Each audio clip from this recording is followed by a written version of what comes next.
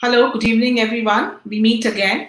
And today I would be discussing a very important topic. And the question which is most commonly asked to me by patients is that when everything is normal, then what goes wrong and why they are not able to conceive? Well, yes, it's something to ponder, something to think about that why things are not working if everything seems normal. So let's first start with that what is normal. So what is normal is that when do we say that a couple is not able to conceive? We will say that if the female partner is less than 35 years of age and if they have tried for about 1 year having unprotected intercourse and they're not able to achieve pregnancy, then we start calling it as infertility. And then, if the female partner's age is less than 35 years of age, then we will wait only for 6 months. Now, there are certain rules or certain exceptions.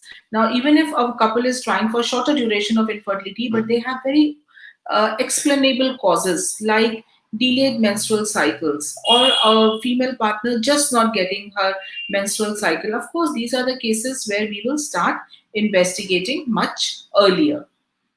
Then, when the couple comes to us after fulfilling all the criteria which fulfills for being called as infertility or subfertility, I would say very important three things which we need to check. So, number one, we would be checking that are the tubes of the female partner open or not. Now, the tubal test is a very simple test. It can be done with the help of a hysterosalpingography, which you would be knowing maybe, and which is also called HSG, or it can also be done with the help of ultrasound, which is called SSG. And then the advanced form of correcting even the tubal problem is laparoscopy. But normally, women who present with infertility couples, you don't need a laparoscopy unless there is an ultrasound finding suggestive of a problem like a cyst, like any pelvic fluid, or a woman has gone through some surgeries, intestinal obstructions in the past, or tuberculosis of the abdomen in the past. But then you don't need laparoscopy. Second is very important male partner, where we say that we would get a semen analysis done. And in semen analysis, if one parameter is normal or if two semen parameters are normal, we label the male partner as being normal. The third important thing what I want to identify in the patient is that are they ovulating? Is the female partner ovulating every month? Now, what I mean to say is that either with the help of ultrasound or with the help of a blood test or with the help of urine monitoring, we will identify and by clinical history that yes, every month woman is forming a follicle which contains an egg which is capable of fertilization and achieving a pregnancy. Now, if these three criteria are fulfilled, and despite that a couple is not able to conceive, that is called unexplained infertility. So, unexplained means that we have tried, we have found out that the overt causes are normal, that is, the tubes, the semen, and the ovulatory function is normal. But despite that, when women don't conceive, and about 10 to 15% of all the patients would be falling in unexplained infertility, and by the time these couples they reach the stage of IVF, I can very clearly tell you that about 30% of all patients who are going through IVF fall in the unexplained category. So very commonly, patients come to me and they say that when everything overtly looks normal, then what is wrong? So now, number one, it's important to understand that what is the human fecundability. Now, not every couple conceives every month, and that is why the criteria has been put for 1 year. But when we are talking of unexplained infertility, maybe we are talking of three or four major dysfunctions which could be happening. They could be subtle ovulatory dysfunctions, that maybe the ovulation is not happening at the proper time. Second, it's very difficult to find out that is the tubal function present or not. That means the tubes could be open, but maybe the tubes are not picking up these eggs, but we don't know about that.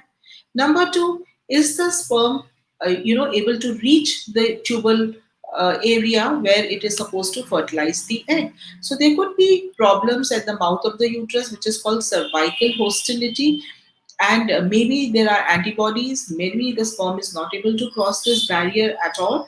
So this could be a problem. Again, with normal, anatomical tests, we won't be able to find out this problem.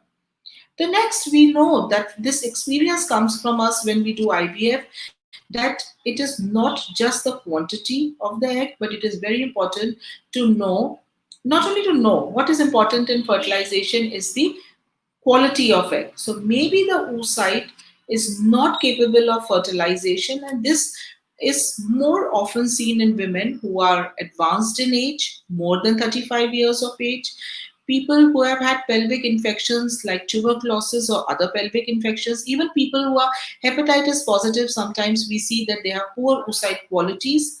Endometriosis is a known cause where women are producing eggs, but they may not be so optimum. So these are 4 or 5 conditions where we are looking at not just the production of egg, but we are looking at poorer quality of eggs. And that could be one reason that why the sperm is not able to fertilize the egg. The last of all could be there could be sperm defects, though they look normal under microscope, but they are not able to form an embryo. And very last would be that maybe the embryo is forming, but it is not able to implant in the uterine environment. Maybe the uterine environment is altered, and so there could be so many internal issues which could be going on. So when do we say that unexplained infertility is significant? So we would say that younger couple, if they have been trying for 2 years, after having investigation, that is called expectant management, then we will say that yes, this is more of a severe problem and it needs to be tackled. So how do we go about if patients have unexplained infertility? So on one hand, what we can do is we can make the ovulatory function better. So if we know that it is subtle ovulatory dysfunctions, then we can make ovarian stimulation. So what we try to do is we try to super ovulate the woman. Now in a natural conception, of course, the super ovulation is not like what we do in IVF, but it is a controlled ovarian stimulation where we want that every month a normal person, lady, makes about 1 follicle, 1 egg capable of maturing. Here we are targeting that if we can achieve, say, 2 follicles, so she will have a better chance of conception because we have made the ovulatory function better for this particular woman.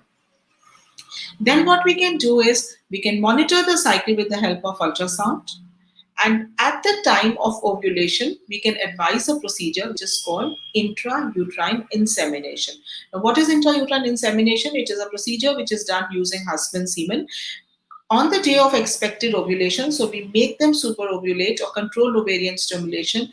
Then we trigger and we time the procedure. So trigger is with the help of a drug called human chorionic gonadotropin, which I'm sure you would be knowing because some of you who are hearing today this program or this information would have used this, which is called HCG.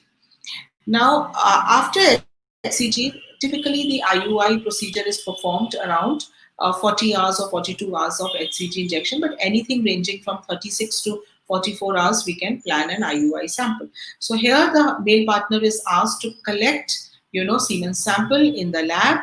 The sample is processed because it is more in volume. It contains unnecessary cells, which can cause cramping pain to the women and infection. So we prepare the semen sample, and after preparing, this is instilled with the help of a very gentle, soft plastic catheter. This is an OPD based procedure. It doesn't require anesthesia, doesn't require hospitalization, and immediately within half an hour of preparing the semen sample, the semen is instilled in the uterine cavity. So hoping that on one hand, the ovulation is better, follicular growth is better, and on the other hand, we are ensuring that better quality sperms reach closer to the tubal openings in the uterus so that they can travel easily, bypassing any hostility or any hindrance what they have at the cervical level. And this is what can be offered in the cases of unexplained infertility. Now, very often, which is asked to me that, of course, after IUI, we like to support these cycles by giving external progesterone. So we are trying to mimic the same thing what is happening to our patients in a natural way, but in a little bit more aggressive way, or in a way more active way, I would say, not aggressive as such. Then what we can do is that during all this procedure, please remember that couples should have normal coital frequency. Rather, having intercourse in and around the IUI cycle increases your chance of pregnancy. So please do not refrain yourself. And this is very commonly, which is thought by couples, that if we are having an IUI cycle, then why should we have natural contact? But no, it's very important to have it. Now, very frequently, I'm asked that what is the role of laparoscopy in unexplained infertility? Well, to diagnose unexplained infertility, we don't need laparoscopy any longer. But yes, there are certain subtle defects and even more severe problems which we can find. So, if we start suspecting any problem with the help of ultrasound, or HSG is showing any problem, then yes, we must reserve laparoscopy, and especially for women who have endometriotic cyst. Yes, laparoscopy can be beneficial. We can look inside, treat inside. It's very important that when we put a laparoscope, it should be with the intention to treat the problem, and thus that expertise has to be present, that no matter what difficulty we encounter in laparoscopy, we have the expertise and the operative equipment to deal with it. There is no point just going inside through a laparoscope and just diagnosing a problem and not treating it and coming out. So there is a role of laparoscopy, but it has a limited role and only in indicated patients of unexplained infertility. So after doing this for about 3 to 6 cycles, if patients still don't conceive, or if I get a patient who's already been trying for last say 3 years and above, I think it is high time that they should move for IVF. It is very important, because what other procedures will not be able to achieve, which is fertilization, is something which IVF will be able to achieve. So I would say that in unexplained infertility, when everything is normal and still things are not normal and they are not getting pregnant, IVF will be better for younger couples, patients who have a little shorter duration of infertility, women who have better ovarian reserve, because nowadays we know that a lot of patients with unexplained infertility surprisingly have borderline low ovarian reserve or very low ovarian reserve, but that doesn't mean that they can't try with simpler methods like IUI. They must try, and then they can go to IVF, unless we see its advanced maternal age, and where maybe I can cut down the IUI cycles to maybe 3 or maybe less. For a younger patient, I can go on more. So by these methods, I'm expecting about 60% of my couples to conceive. But yes, 40% couples will remain, or 30% who would not be making it up with IUIs or ovarian stimulations or laparoscopy, and they will land up in IVF. IVF not only gives us an opportunity to make embryos and have better chance of pregnancy, because every cycle of IVF may be having a result which is equal to 3 times that of an IUI cycle. And but it also gives us an opportunity to identify the defect. Now, there are couples where we of lately, we always come across that there are certain patients where we realize that in IVF, and especially when we do ICSI also, which is a method of fertilization, and there is nothing beyond it at the moment, where we see that the sperm was never able to fertilize or activate the egg. And we know that these patients have very severe either egg problems or sperm problem. And then there are advanced techniques to bring about fertilizations. We use special medias, we use special techniques, we use special sperm selection techniques. And thus I would say that again in IVF, about 60% of couples will achieve a pregnancy, and that is very important.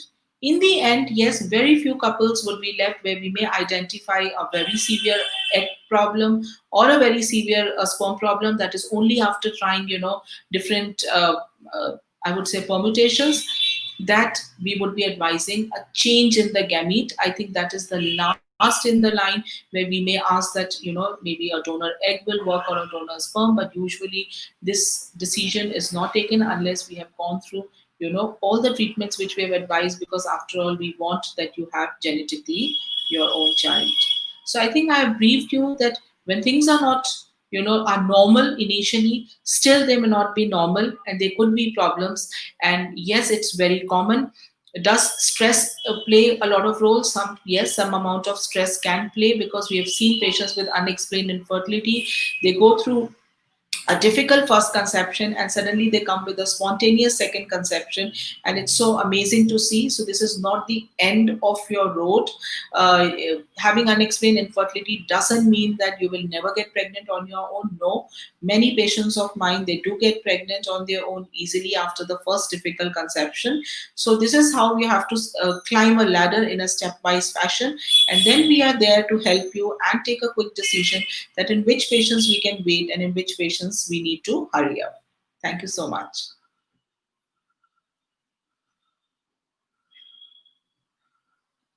So I have a question from Anita saying that how can a woman tell if she's infertile? Well, a woman can't tell she's infertile.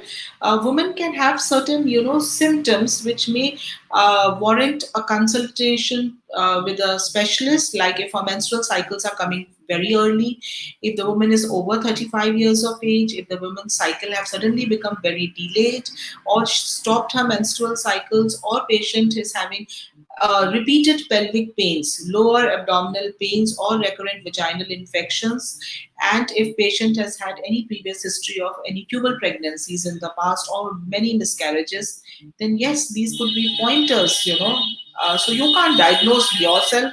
However, it's we who would be, diagnosing infertility for you.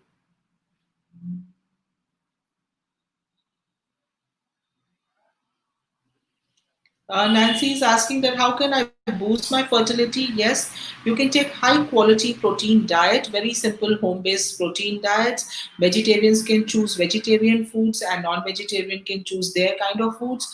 Regular exercise, maybe some yoga, meditation, uh, going absolutely low on or no for smoking, and occasional alcohol is okay. However, regular alcohol consumption is something, or any drug consumption, which needs to be stopped. If you're on any medication which affects your ovulatory function, then it needs to be discussed with the doctor. So at your level, I think lifestyle is something what you can change, and a regular habit of waking up and sleeping is very important, especially for urban population.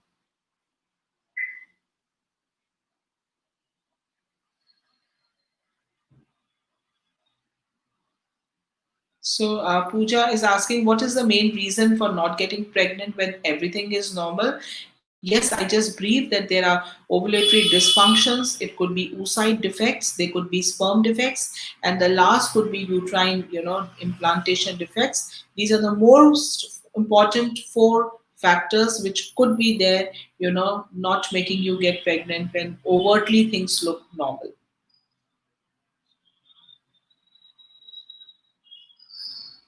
Can you suggest some tips to conceive a baby? I think it's important to observe your menstrual cycle, identify the fertile days. Having a natural contact every alternate day during the fertile week is beneficial. And then I said lifestyle management is something which is very important.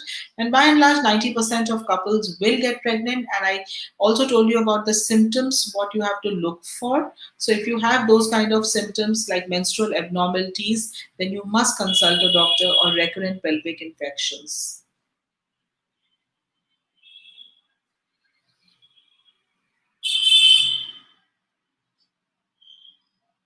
Varsha is asking, can you please explain uterine structural abnormalities? Yes. So they could be like fibroids, which are coming inside the uterine cavity. They could be large polyps. Sometimes, having septums, well, they do not really cause infertility, but more of miscarriages. And then after previous miscarriages, there could be adhesions inside the uterus. That is, your walls of the uterus can be stuck inside, and 3D ultrasounds are very good methodology or investigations which can help in finding out the problem. And if required, yes, hysteroscopy is something. It's an endoscopic procedure which is used to diagnose and to treat uterine abnormalities. And then at the molecular level, there could be implantation issues, which we have advanced tests when repeatedly after IVF, after putting good embryos, they do not implant. And yeah, we do that. And last I wanted to tell was that sometimes couples are carriers of genetic defect, which results in no pregnancy. And that is also one aspect which needs to be looked into. Thank you so much for listening to this. We'll get back again